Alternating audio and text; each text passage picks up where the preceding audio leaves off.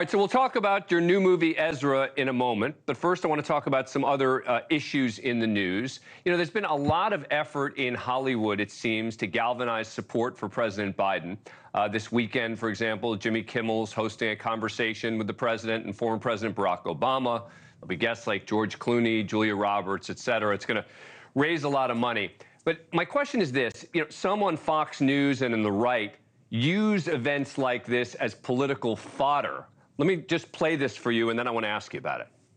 What does Jimmy Kimmel, a multimillionaire, know about inflation, right? Doesn't impact him in any way, shape, or form. Violent crime, well, he's got security. Wait until you see what left-wing clown Jimmy Kimmel is doing to help Biden. Could you imagine Johnny Carson, David Letterman, Jay Leno, any of those people actually sending out a fundraising email? Do you ever get concerned that the Biden-Hollywood connection can backfire?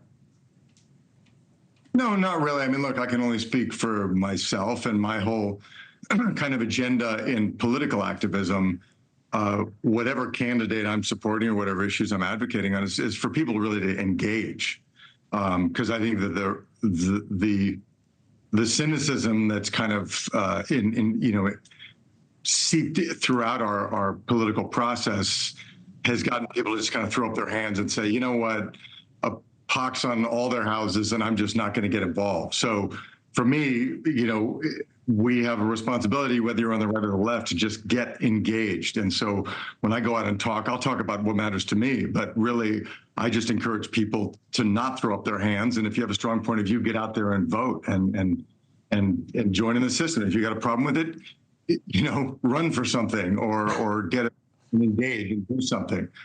So, you know, on both sides, you're going to take pot shots when you put yourself out there. So I don't take much of the theatrics seriously. Do you think Scandal would have done just as well if it was released today in this political climate? Would it have been received differently? I have no idea. I do know that Scandal was very much, you know, an expression of that moment in history.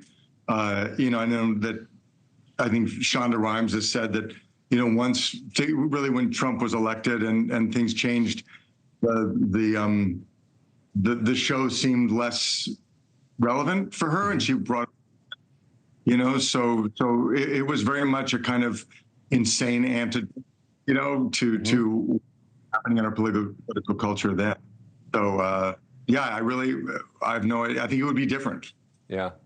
And on screen, you played the role of DA Nicholas Baxter on Law & Order. Off screen, you've advocated for the wrongfully convicted as a board member of the Innocence Project. I want to ask you a question about that. I think the Innocence Project does amazing, really incredible work. But I have said on this show that I also think it jeopardizes its reputation when it takes on cases like the Scott Peterson case that the LA Innocence Project has taken on, or back in the day when they took on the case of O.J. Simpson. What do you make of that? Well, the Innocence Project never took on the case of O.J. Simpson. Well, it's Barry Scheck and Peter Neufeld, yeah. And, you know, Peter and, Barry and Johnny Cochran had partners in the same civil rights lawsuit, and Barry was an expert on DNA evidence, and he handled that portion of the OJ case, but that never had anything to do with the Innocence Project. Because even, you know, people don't know really, you know, pioneered the use of DNA to prove people's innocence. And OJ's case had absolutely nothing to do with that. Yeah, fair enough. And look, and again, my goal is not to sort of bash the Innocence Project on the whole, right? I mean, as I said, you're right. They do amazing, incredibly important work, which is why I care. Because it wasn't just Barry Scheck. It was also Peter Neufeld, who together had launched the Innocence Project. And, you know, there was certainly the sense that the Innocence Project was involved. Let's talk about your new movie, Ezra. I want to play a clip of the trailer for our viewers first. Your son has been a danger to himself. He's not dangerous. He's a challenge. Nobody wants to do the work. Now I see where the dangerous behavior comes from. Son of a... You want to do something for your son? You get yourself to L.A. Jimmy Kimmel wants to book you. What? They're not going to fly you. Is that going to be a problem? No.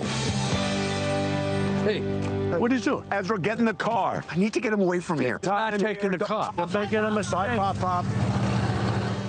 This story is personal to you. It was inspired by a friend.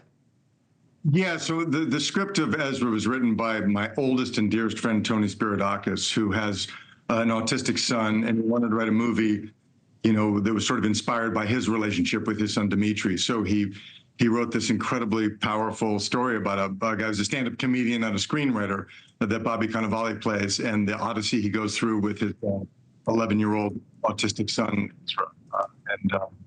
Yeah, it was just a beautiful experience and a great thing that I got to tell my friend's story, even though it's fictionalized, but it really is based on his experience. And you got quite a cast. Rainn Wilson, Whoopi Goldberg, Robert De Niro, Bobby Cannavale. Yeah, Rose Byrne, Vera Farmiga, yeah, the cat. It was a great script. So all these wonderful actors wanted to do it, and yeah, it was a great experience. And theaters now for people to go check it out. All right, final question. I have seen up close Tony Goldwyn in the directing chair.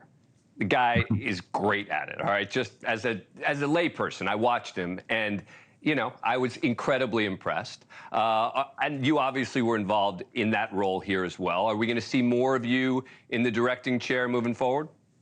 Yeah, for sure. Right now, that was pretty much how I spent the past 2 years, was doing Ezra.